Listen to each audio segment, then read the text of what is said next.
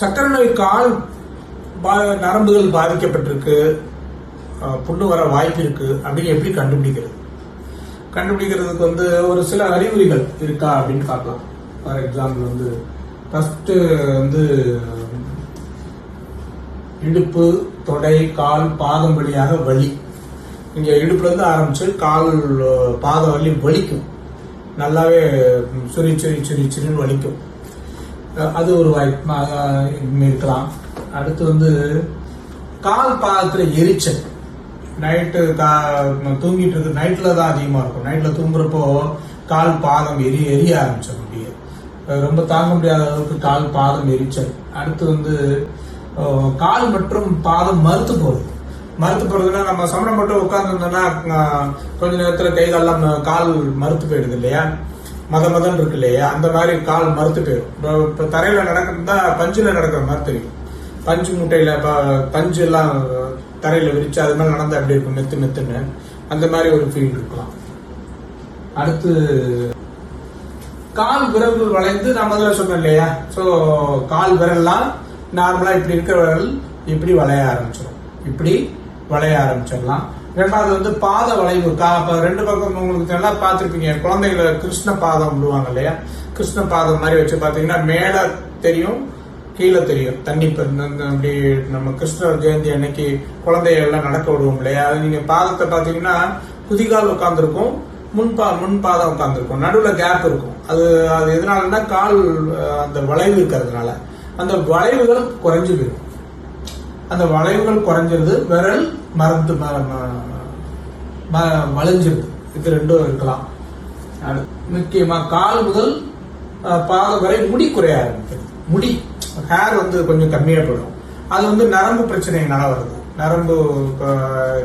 நரம்பு காலுக்கு போற ரத்த ஓட்டம், நரம்பு சரியா இல்லை அப்படின்னா முடி காலில் இருக்கிற முடியெல்லாம் குறைஞ்சு போக ஆரம்பிச்சிடும்.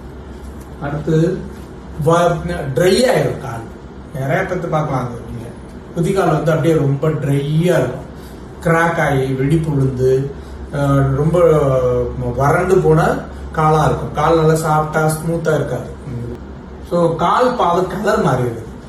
இதுவும் ரத்த ஓட்டம் கம்மியா போறதுனால, தோலுக்கு ரத்த ஓட்டம் கம்மியா போச்சுன்னா கால் லைட்டா கருத்து இருக்கும், லைட்டா கருத்து போயிருக்கும். ஒரு மாதிரி நெவாப்பழ தோல் மாதிரி, நெவாப்பழத்தோட உள் தோல் மாதிரி ஒரு லைட்டா பிங்க் கலர்ல கருத்து லைட்டா இருக்கும். சுத்தமா கருத்து போறது இல்ல, அப்படியே லைட்டா கலர் சேஞ்ச் ஆகிறதுக்கு வாய்ப்பு இருக்கு.